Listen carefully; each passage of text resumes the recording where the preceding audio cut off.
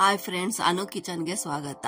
ಇವತ್ತು ನಾನು ನಿಮ್ಗೆ ವೆಜಿಟೇಬಲ್ ಪಲಾವ್ ಮಾಡೋದನ್ನು ಹೇಗೆ ಅಂತ ತೋರಿಸ್ಕೊಡ್ತೀನಿ. ತುಂಬಾ ಈಸಿಯಾಗಿ ತುಂಬಾ ಟೇಸ್ಟಿಯಾಗಿ ಮಾಡೋ ಪಲಾವ್ನನ್ನು ನಿಮ್ಗೆ ತೋರಿಸ್ಕೊಡ್ತೀನಿ. ಬ್ಯಾಚುಲರ್ಸ್ ಕೂಡ ಮಾಡ್ಕೋಬಹುದಾದ ಪಲಾವ್ನನ್ನು ಇವಾಗ ತೋರಿಸ್ಕೊಡ್ತೀನಿ. ಬನ್ನಿ ನೋಡೋಣ.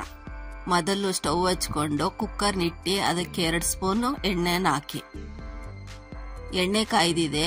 ಅದಕ್ಕಿವಾಗ ಪಲಾವ್ ಎಲೆ, ಮರಾಠಿ ಮೊಗ್ಗು, ಚಕ್ಕೆ, ಲವಂಗ, ಏಲಕ್ಕಿಕಾಯಿ, ಕಸ್ತೂರಿ ಮೆಂತಿ, ಸೋಂಪು ಇಷ್ಟನ್ನು ಹಾಕಿ ಎಣ್ಣೆ ಒಳಗೆ ಹುರ್ಕೊಬೇಕು. ಇದಕ್ಕಿವಾಗ 2 ಈರುಳ್ಳಿಯನ್ನ ಉದ್ದುದ್ದು ಕಚ್ಕೊಂಡು ಹಾಕೊಳ್ತಾ ಇದ್ದೀನಿ. ಈರುಳ್ಳಿ ಚೆನ್ನಾಗಿ ಹುರ್ಕೊಳ್ಳಿ.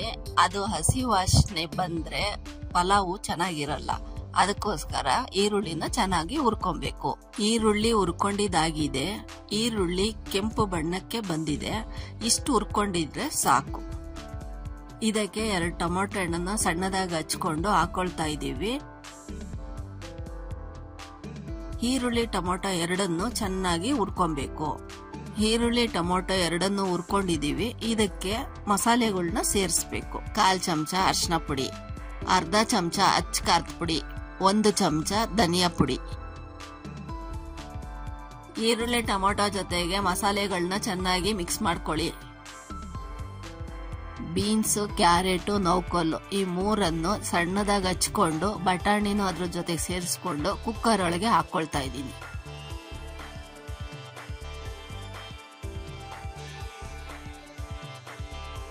ಹಾಕಿರೋ ತರಕಾರಿಗಳಿಗೆ ಚೆನ್ನಾಗಿ ಮಸಾಲೆ ಅಂಟಬೇಕು. ಅದಕ್ಕೋಸ್ಕರ ಚೆನ್ನಾಗಿ ತಿರುತ್ತಾ ಇರಬೇಕು. 2 ನಿಮಿಷ ಚೆನ್ನಾಗಿ ತಿರುಕೊಳ್ತಾ ಇದ್ರೆ ಅದು ಮಸಾಲೆ ನೀಟಾಗಿ ಅಂಟ್ಕೊಳ್ಳುತ್ತೆ. ತರಕಾರಿಗಳು ಬೇಯ್ತಾ ಇರುತ್ತೆ. ಅಷ್ಟೊತ್ತಿಗೆ ಪಲಾವ್ಗೆ ಹಾಕಕ್ಕೆ ಒಂದು ಪೇಸ್ಟ್ ನ ರೆಡಿ ಮಾಡ್ಕೊಳ್ಳೋಣ. ಜಾರಿಗೆ ಹಸಿಮೆಣಸಿನ್ಕಾಯಿ, ಬೆಳ್ಳುಳ್ಳಿ, ಶುಂಠಿ, ಕೊತ್ತಂಬರಿ ಸೊಪ್ಪು, ಪುದೀನ, ಸ್ವಲ್ಪ ಕಾಯಿ ಹಾಕೋದೇನಕ್ಕೆ ಅಂದ್ರೆ ಅದು ಫ್ಲೇವರ್ ಬರುತ್ತೆ. ಅದಕ್ಕೋಸ್ಕರ ಕಾಯಿನ ಹಾಕ್ಬೇಕು.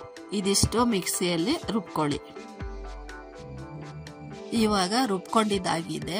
ರುಬ್ಬಿರೋ ಮಿಶ್ರಣನ ಕುಕ್ಕರ್ ಅಲ್ಲಿ ತರಕಾರಿ ಜೊತೆಗೆ ಹಾಕಿ ಅದನ್ನ ಚೆನ್ನಾಗಿ ತಿರುಕೊಳ್ಳೋಣ. ಇವಾಗ ಪಲಾವ್ಗೆ ಮಸಾಲೆ ಪುಡಿಗಳನ್ನ ಹಾಕೊಂಡಿದ್ದೀವಿ, ತರಕಾರಿಗಳನ್ನ ಹಾಕೊಂಡಿದ್ದೀವಿ, ರುಬ್ಬಿರೋ ಮಿಶ್ರಣ ಹಾಕೊಂಡಿದ್ದೀವಿ. ಇದನ್ನ ಚೆನ್ನಾಗಿ ತಿರುಗಿಸ್ತಾ ಇರಬೇಕು.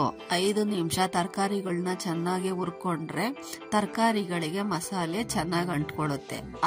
ಅದು ಪರಿಮಳ ತುಂಬಾ ಚೆನ್ನಾಗಿ ಬರುತ್ತೆ. ತರಕಾರಿ ಇವಾಗ ಬೆಂದಿದೆ.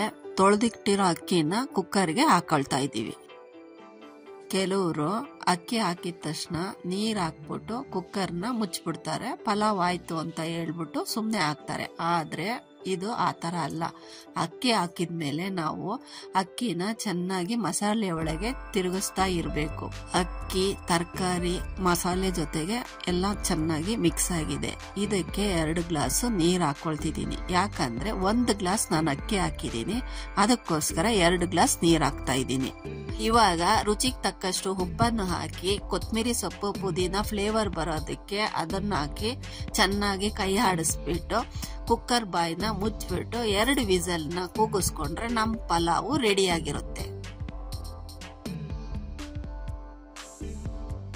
2 ವಿಸಲ್ ಕೂಗಿದೆ. ನಮ್ ಪಲಾವ್ ರೆಡಿ ಆಗಿದೆ. ನೋಡ್ತಾ ಇದ್ದೀರಾ ಇವಾಗ ಎಷ್ಟು ಚೆನ್ನಾಗಿ ಪಲಾವು ಕಾಣಿಸ್ತಾ ಇದೆ ಅಂತ.